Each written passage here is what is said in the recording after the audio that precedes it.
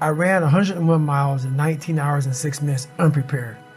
Shit on myself, pissed blood down my leg, had 30 miles to go. Horrible, worst pain in my entire life.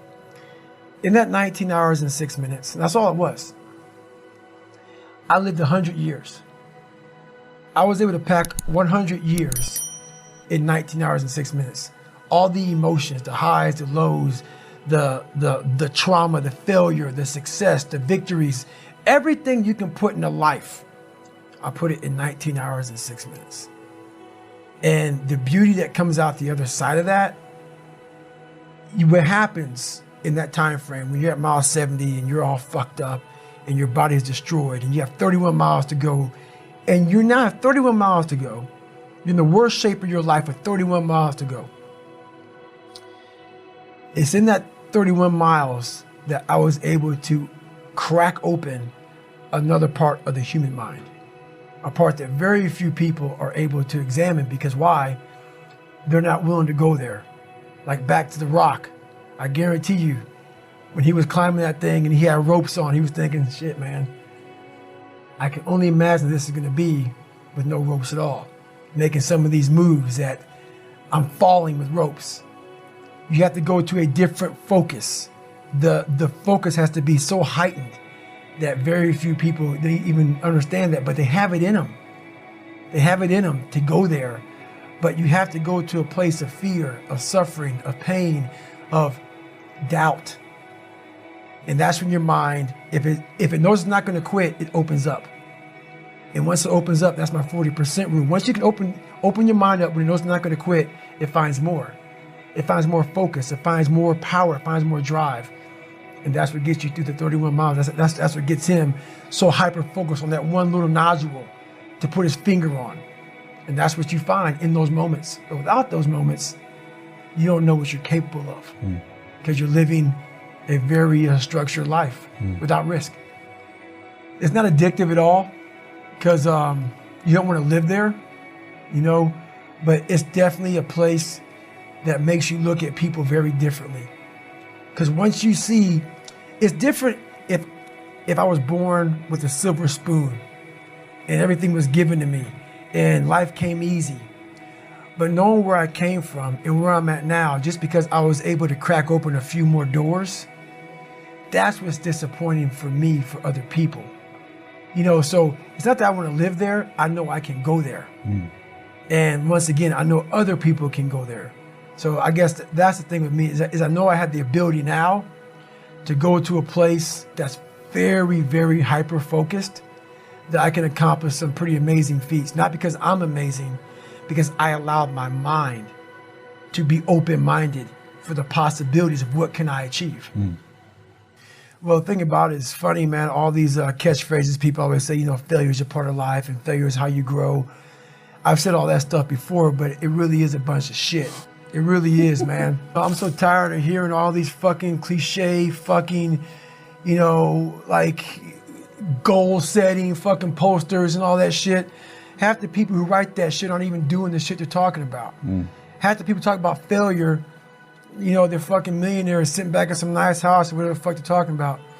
So it makes me fucking nuts.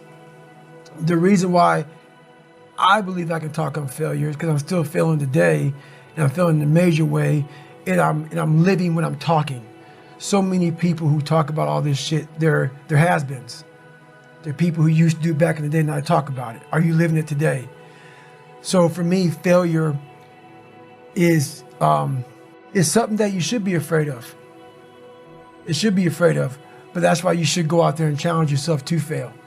Because if you're not failing at something, that means you've set your goals to pass, to succeed at everything you do, which means you're not setting your goals high enough.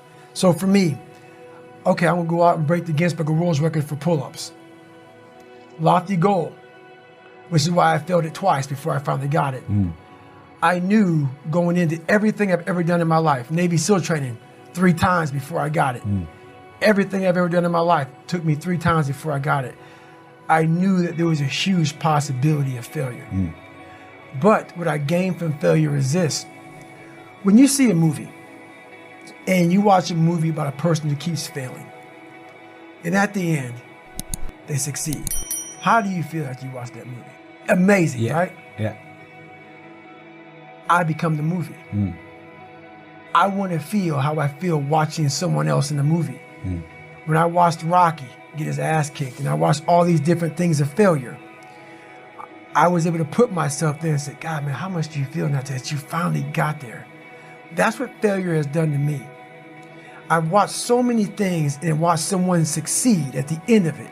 It's like, God, I want to feel like that. But failure causes that one feeling. Without that failure involved, you don't have that feeling. If you just pass and you succeed and you're great, that feeling, yeah, okay, I'm good. What takes you years, months, years to accomplish because you just can't get over the hump, but you continue going back to the drawing board. You're looking for those few seconds after you finally figure out the equation, whatever the equation may be, to get you to finally pass, to succeed.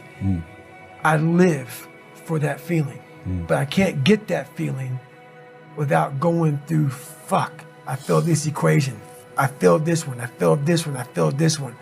Oh, I'm figuring it out. So you start to feel it before you even pass, before you even get to the success part. And then once you succeed, the feeling is unbelievable. And you take that feeling of success through failure and you put it in your cookie jar.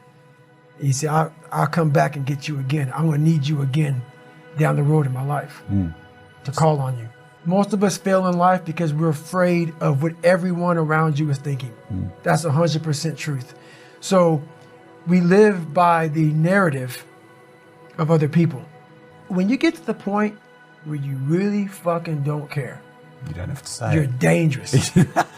You become very, very dangerous. I'm not saying don't care like, I don't care if I do that. No, when you don't care about other people and how they view you, about how you walk, how you talk, how you dress, where you want to go with your life. You know, growing up, I didn't want to tell anybody I wanted to be in the military. Because why? Some of my black friends, I was afraid of what they think. You know, why you want to join the fucking military, man? Why the fuck you want to do that shit?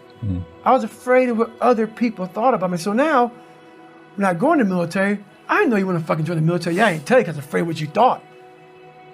Once again, man, you're allowing other people to shackle your mind. It's the worst thing in the world. If your fiance and your kids don't believe in you, you can't care what they think. That means you chose the wrong support staff. There has to be, so that's why a lot of people don't understand one another. Your support staff has to be like, if I want to go out and do whatever it is, my support staff is, you know, my fiance. If she's like, you know what, I don't think that you should be doing that, I have to take it, why? So I can be open-minded. So why are you saying this? But if she's saying it because of her, that's not the right thing.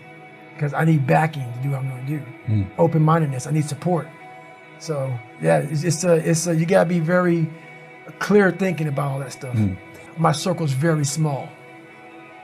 I make sure I didn't handpick these people. Because I'm like, so you don't want people in your corner that are like, oh, let me pat you on the back for whatever the fuck you do. I don't want people patting me on the fucking back because I fucking woke up in the morning. No. So you don't want that. You want people who are honest with you, who are going to tell you what the fuck is honest. Honest and truthful people.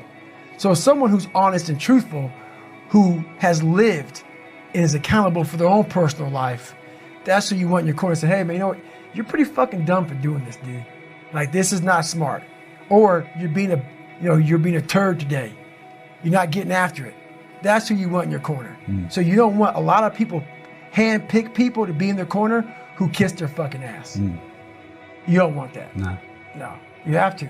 So one of my best qualities is I'm open-minded to the right people, but I don't respect a lot of people. Because how am I going to respect you if you're not fucking grinding every day?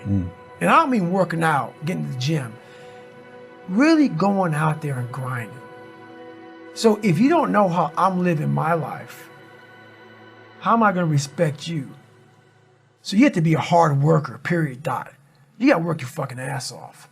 That's where I gain respect for you. So if you're working hard every day, now you have an opinion in my eyes.